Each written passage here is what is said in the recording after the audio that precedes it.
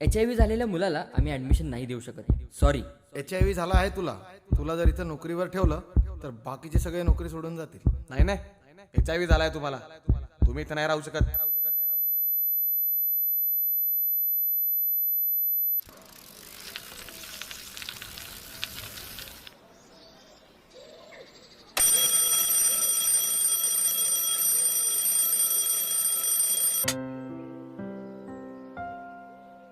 रसिक श्रोते हो, नमस्कार. आपल्या सदाबहार चित्रपट गीतांच्या कार्यक्रमात तुम्हा सगळ्यांचं मनापासून स्वागत आहे. आजच्या आपल्या कार्यक्रमाची सुरुवात आपण एका सुंदरशा चित्रपट गीतानं करणार आहोत. Good morning I. Good morning बेटा. झालं उत्तर आम्ही कर. आई येते ग. करे हो हो येते. हो हो.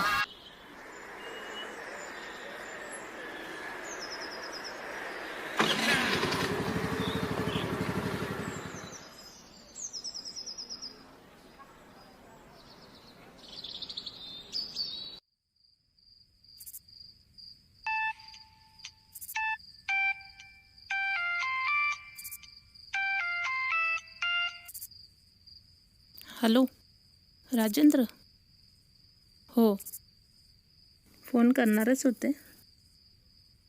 डोळा लागला होता माझा.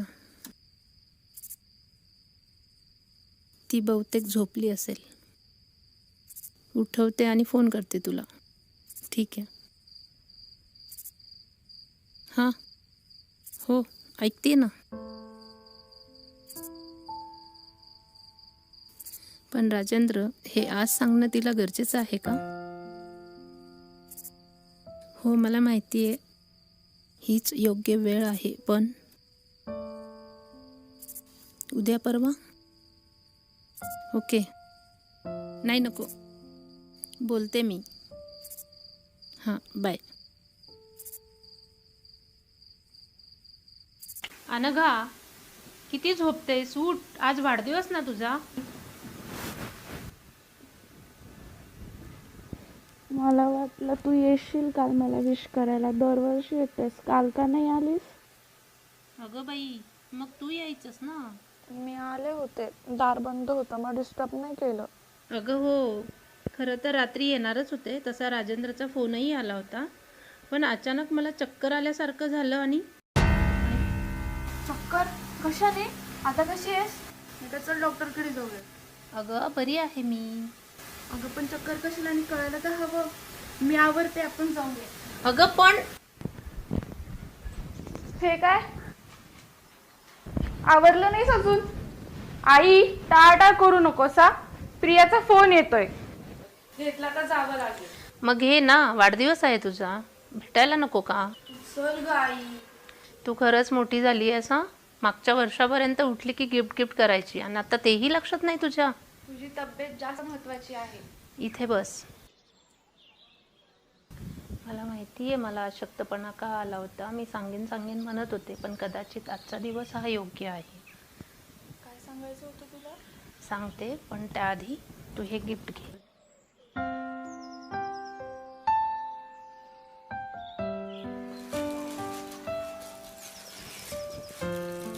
वाव, मोबाईल मस्त आहे ग.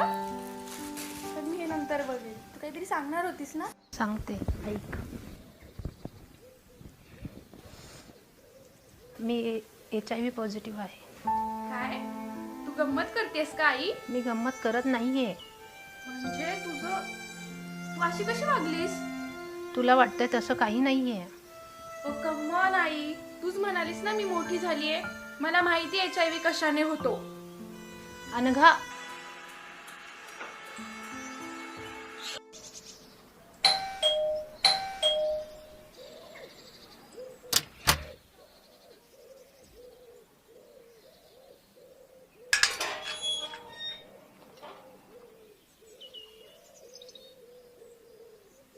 अनघा, ए अनघा, अगं तुझ्यासाठी गिफ्ट आणली आहे.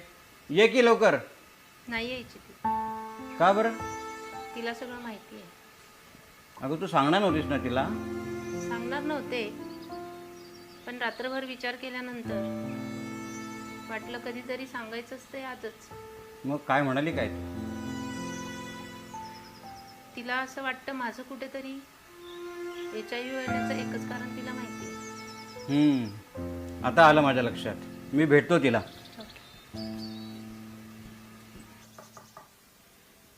Happy birthday Anagha. हे काय तू रडतेस? नाही, हे काय आहे? गिफ्ट तुझ्यासाठी. अगं उघडून तर बघशील का नाही? नंतर बघते. अरे चला ब्रेकफास्ट करायला. वा वा वा वा, तुझ्या हातचं खायला मिळणार म्हणून सकाळपासून तसं झालं उपाशी. काका, आपण बाहेर जाऊयात का? मला नाही तिच्या हातचा ब्रेकफास्ट करायचा. तूही नको खाऊ. का ग? आपण बाहेर जाऊयात. मला इथे कसं तरी होतंय. बाहेर जाऊ आणि नंतर तुझ्या घरी जाऊ. प्लीज चल ना. चल.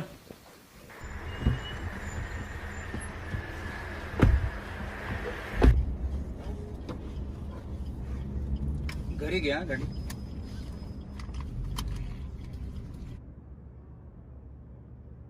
अनघा, आजचं का सीट बेल्ट लावलंस तू?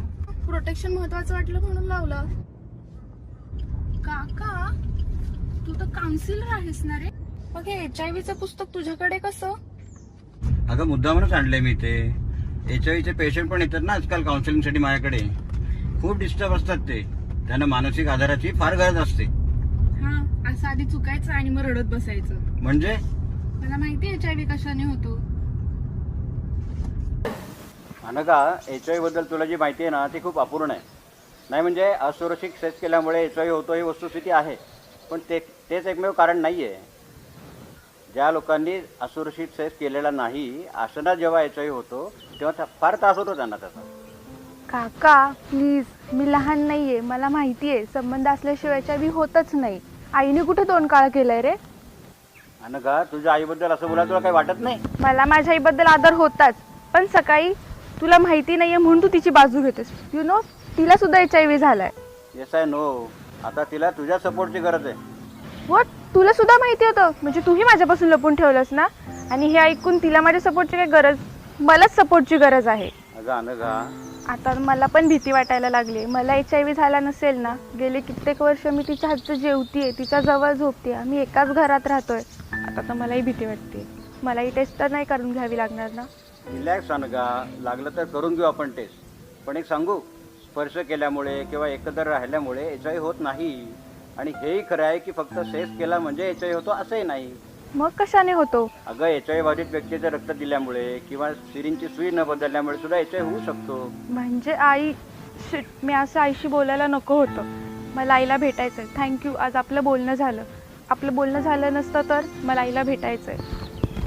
पण आईची काळजी कशी घेऊ? वेळच्या वेळी औषधं घेतली, विश्रांती घेतली, चांगला आहार घेतला तर सगळ्या गोष्टी कंट्रोलमध्ये येतात बाळा. तुला गंमत सांगतो, 26 वर्षापूर्वी ज्या बाळाला HIV झाला होता तो आज 26 वर्षानंतर ही सगळी काळजी घेतल्यामुळे एकदम ठीक आहे. जा, आईला तुझी गरज आहे. बरं, येते.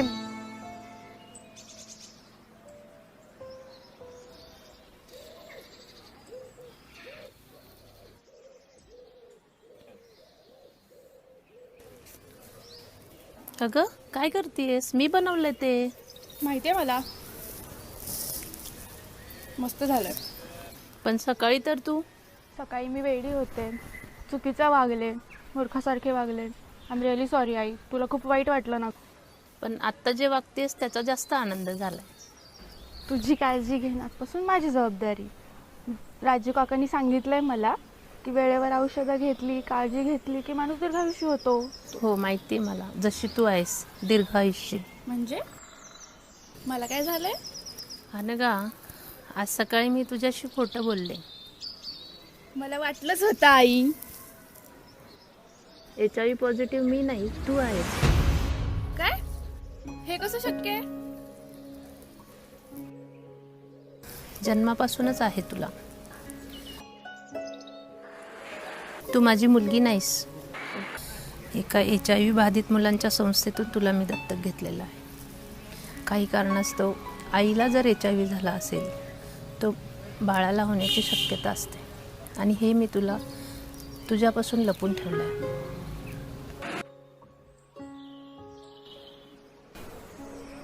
म्हणजे मला लहानपणी जी चक्कर आली होती आणि त्या गोळ्यात त्याच्यात असं सांगून ज्या गोळ्या मी घेत होते त्या. हो, ती औषधं त्यासाठीच आहेत. HIV बरा होतो, मी बरी होईल?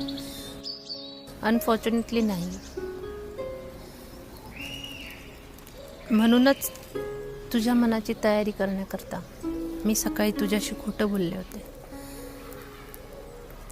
HIV पॉझिटिव्ह मी आहे हे कळल्यानंतर जशी तू माझ्याशी वागलीस, कदाचित इतरही लोक तुझ्याशी तसे वागतील.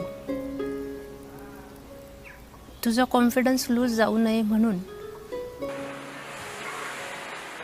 मग तू मलाच का दत्तक घेतलंस? अनघा, माझा नवरा गेल्यानंतर मी एकटी पडले होते. दुसरं लग्न करायचं नव्हतं. राजेंद्रने तुमच्यासारख्या मुलांबद्दल सांगितलं होतं, तुमची काही चूक नसताना समाजामध्ये तुम्हाला आनंदात राहता येत नाही. आणि मला ते बघवलं नाही. जगायला तुझ्या रूपात एक कारण मिळालं. आणि मला तुझ्या रूपात एक आई.